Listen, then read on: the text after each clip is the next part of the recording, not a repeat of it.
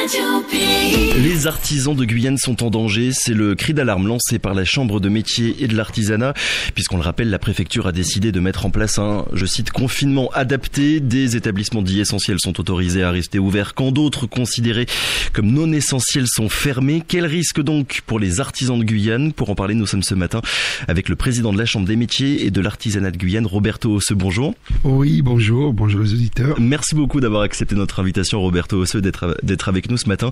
Si on vous reçoit aujourd'hui, ce matin... C'est moi qui vous remercie. Comme ça, tout le monde remercie tout le monde. Si on vous reçoit ce matin, c'est parce que hier, il y a 12 syndicats d'artisans qui ont signé une motion pour demander à l'État un plan de sauvetage des TPE artisanales de Guyane. Est-ce que vous pourriez nous en dire un petit peu plus? C'est quoi précisément ce plan de sauvetage? Qu'est-ce que vous demandez? Écoutez, je crois que le temps est vraiment... compliqué. Le temps est complètement compliqué parce que on constate que c'est la première fois, c'est inédit même, qu'il y a 12 syndicats socio-professionnels de l'artisanat qui sont réunis aujourd'hui pour dire stop. Avant de continuer, je vais juste demander, est-ce que vous pouvez rapprocher un peu votre micro de la bouche, comme ça tout le monde vous entendra parfaitement bien. Oui, du coup, vous disiez que c'était une première que 12 syndicats se réunissent comme ça. C'est la première fois que aujourd'hui nous avons pu réunir sur une table 12 syndicats, et même pour vous dire, il y a eu même des personnes même l'association même des Chinois qui se sont même associés à notre cause parce qu'ils vivent la même situation.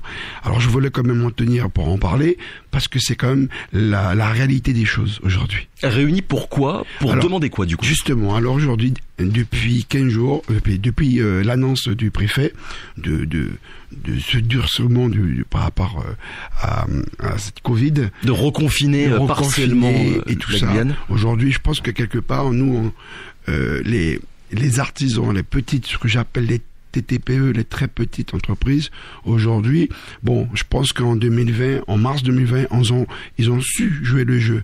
Ils ont su se réinventer, ils ont su se tenir la ceinture, se serrer la ceinture.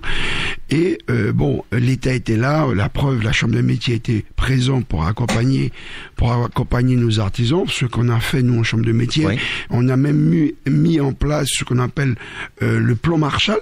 Le plan Marshall qui a permis aujourd'hui de regrouper justement tous ces syndicats, parce qu'on l'a fait par groupement et tout ça, mais de l'Est à l'Est. C'est ça la caravane du plan Marshall. La caravane, oui. Après, il y a eu le plan de Marshall avec en Zoom, et après, on a voulu aller encore plus proche de nos artisans, voir vraiment la situation, parce qu'elle est grave la situation.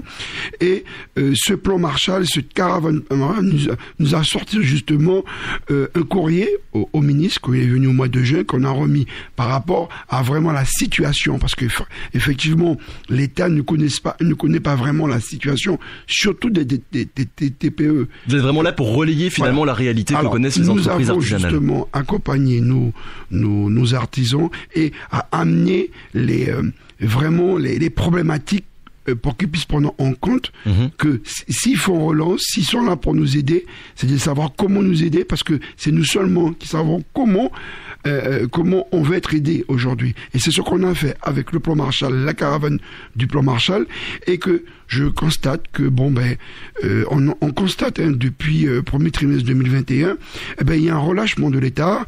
Moins d'aide. Au niveau des fonds de solidarité, aujourd'hui, on ne le voit plus vraiment depuis le premier trimestre 2021. Comme je l'ai dit tout à l'heure, les artisans ont su tenir cap, ils ont su tenir force justement dans cette crise.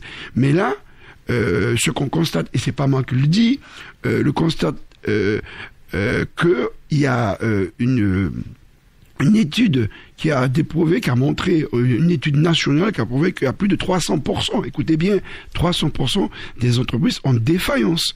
Et aujourd'hui, je vous le dis, depuis le confinement, depuis mars 2020, on a plus de 1000 entreprises en fermeture. En Guyane. En Guyane, en fermeture. C'est l'alerte que je voudrais aujourd'hui signaler à l'État à la population, c'est que nos entreprises, l'artisanat qui fait l'articulation aujourd'hui de l'économie de ce territoire, vous savez qu'un artisan il est partout, c'est le boulanger, c'est lui qui construit aujourd'hui des villes, des communes. Aujourd'hui, sans l'artisanat, on est quand même la première entreprise de Guyane, si on dit première entreprise de France, donc première entreprise de Guyane. Alors, on est quand même, on pèse lourd quand même au niveau économique. Alors moi, je dis une chose, et que on est aujourd'hui, ça représente l'artisanat 25 000 salariés directs partout sur le territoire, dans le privé, le privé, 25 salariés. Alors vous imaginez, 25 000 salariés dans le privé. D'accord, 7200 artisans. Aujourd'hui, c'est la dégradation. C'est des artisans qui aujourd'hui qui ferment et psychologiquement même qui sont atteints parce que ils pensaient que les choses allaient revenir. Mais aujourd'hui, on n'est pas dans un petit conflit de 1 mois, 2 mois. On est sur 1 an et 2 ou 3 mois. Alors vous voyez que aujourd'hui, on est un petit peu asphyxié par cette situation et ce qu'on constate aujourd'hui, c'est que l'État met des plans de relance qui ne correspondent pas aux artisans.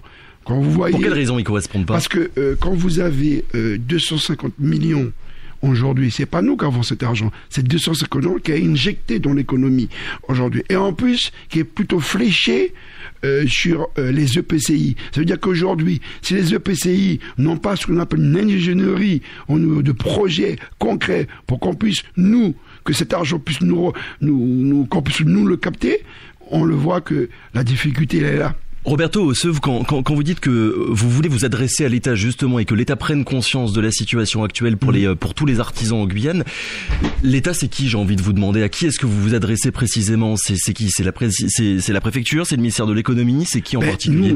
La motion qu'on a signée, elle est dirigée directement au ministre des Petites, Monsieur Alain Griset, des petites et des moyennes entreprises. Vous êtes en contact avec lui?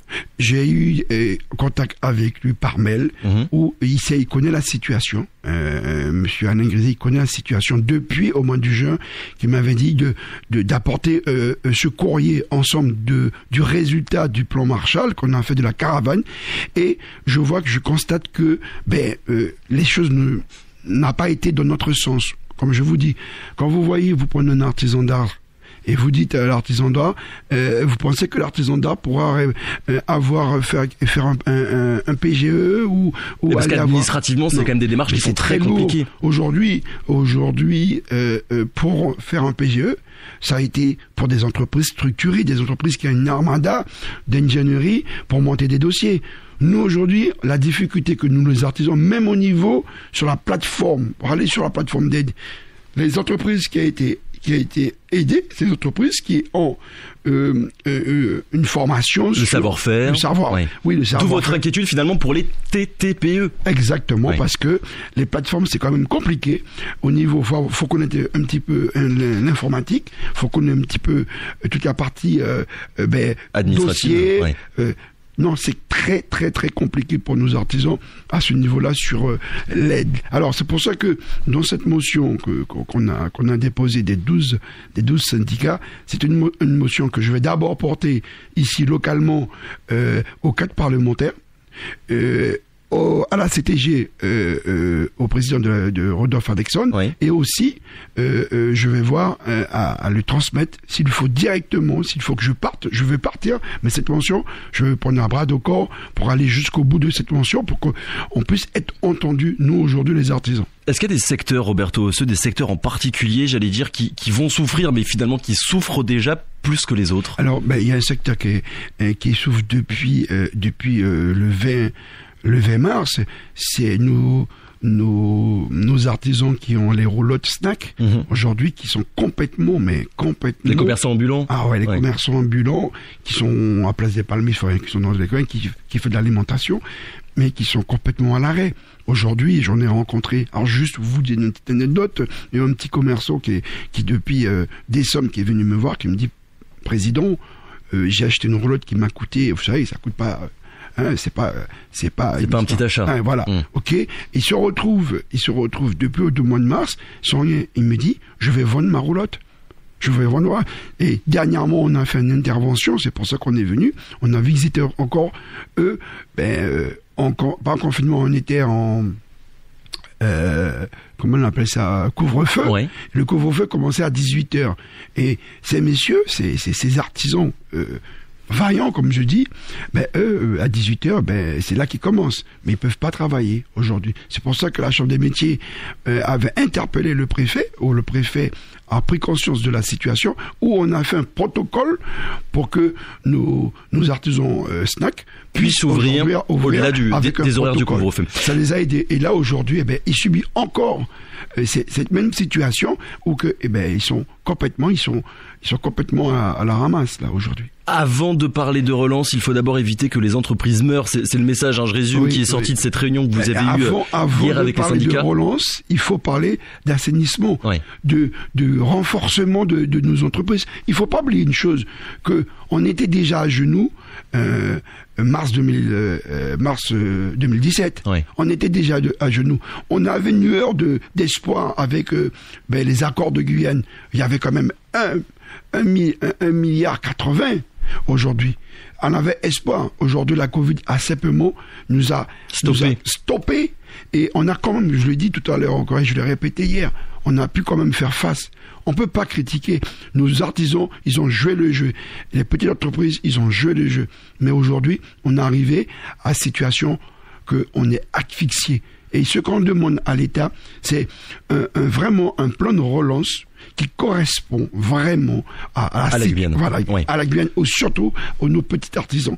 D'après les premiers retours, Roberto, ceux que vous avez très certainement, il y a un risque réel que beaucoup d'entreprises, là, dans les semaines, dans les mois qui viennent, ferment. Vous avez parlé de 1000 entreprises tout à l'heure. Et il y a aujourd'hui, dans nos fichiers, il y a plus de 1000 entreprises qui ont fermé. Qui ont fermé, c'est pas un risque, qui ont déjà fermé.